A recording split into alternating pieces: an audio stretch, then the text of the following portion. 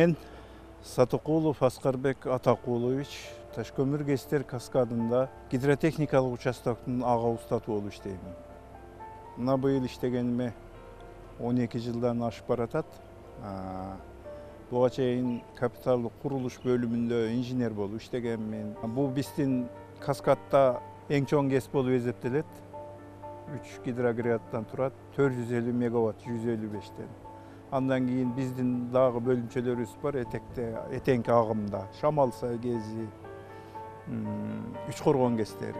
Ташкөмүр КЭЗи 1986-жылы эксплуатацияга берилген.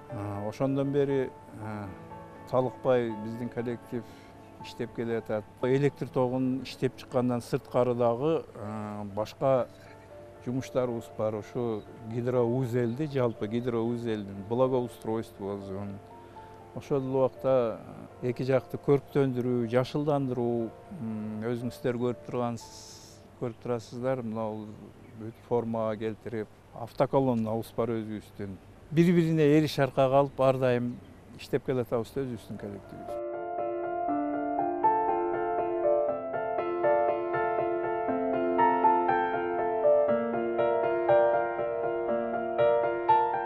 Бизде дайыма ай сайын өзүбүздүн электротехникалык жана жумушчу персоналдар менен ай сайын персоналдар менен иштөө күнү, окутуулар, инструктаждар өз убагында жүрүп турат. Кайталанма инструктаждар, эч качан кырсык болбосун деп. Биринчи электр энергиясын чыгаруудан мурун адамдын өмүрү. Бул эң баалуу байлык. Эч нерсе адамдын өмүрүнөн артык нерсе жок. Биринчи ошого биздин руководство, андан аркы жетекчилерибиз бардыгы биринчи коопсуздукка көңүл бургула. Биринчи коопсуздук шарттарын аткарып койгула, анан жумушуңарды кылгыла депчи. Коопсуз жумуш аткарылса, бардыгы болсо, эл аман, бардыгыбыз аман дегендей иш жүрө берет.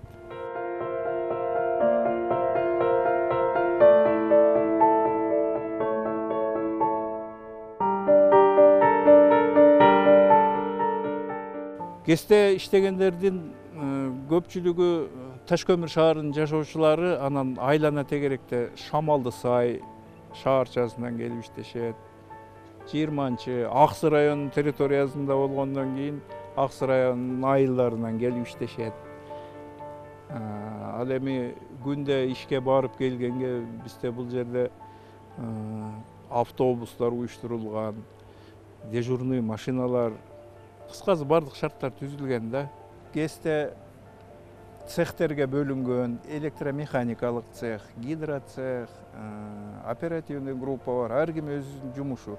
Бирок бардыгыбыздыкы жумушубуз тыгыз байланышкан, бири-бирибизден үзүлүп, ажырап кызмат кыла албайбыз да.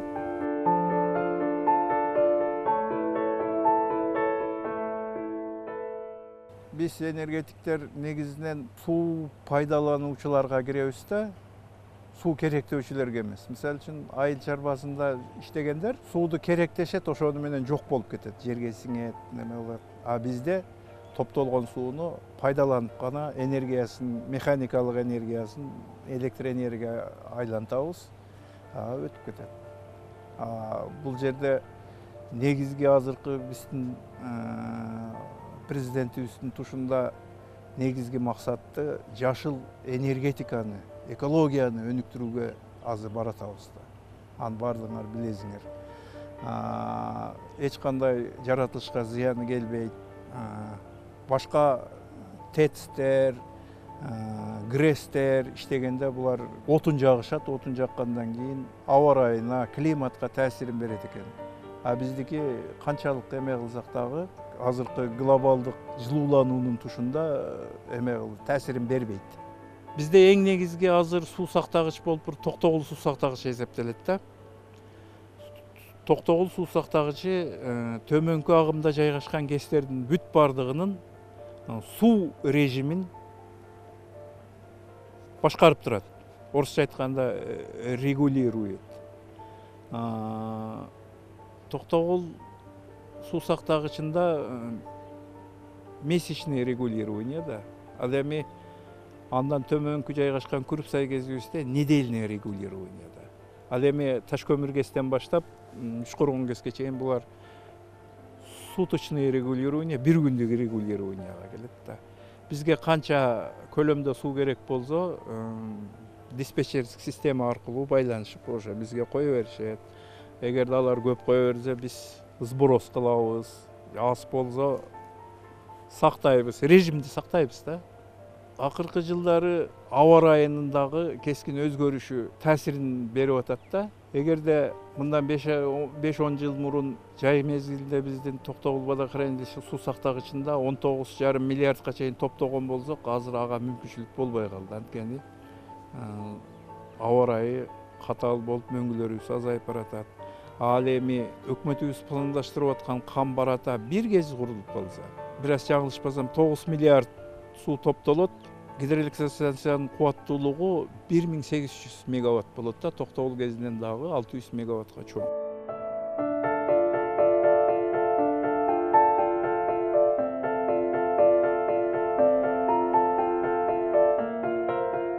Негизинен эле Кыргызстандын гидроэнергетикалык потенциалы чоң дешип атат. Эми окумуштуулардын эсептөөлөрүнө караганда 160 миллиард киловатт саат деп атат.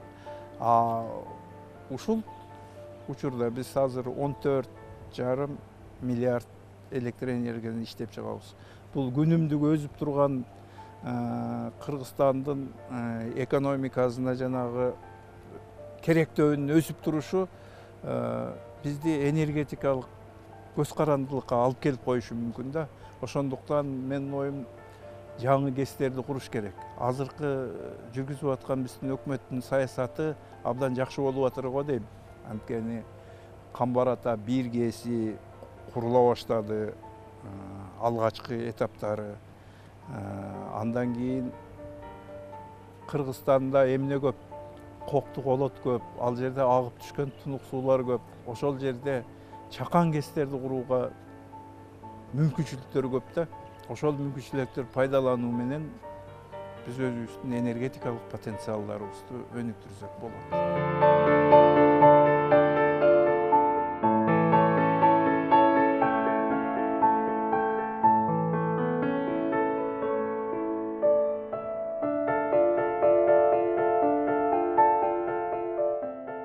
Илимдин тамыры ачуу, мөмөзү таттуу деген сөз бар го.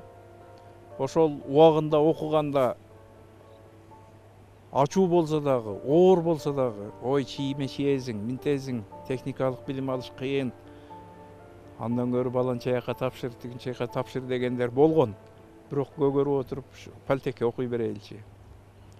Эптеп кыйналып окусак нарагы бир нерсеси болор дедик эле, жакшы. Ошол жанагы макалдагы айткан билимдин тамыры ачуу, мөмөзү таттуу дегенге келип жеттик окшойт дейм.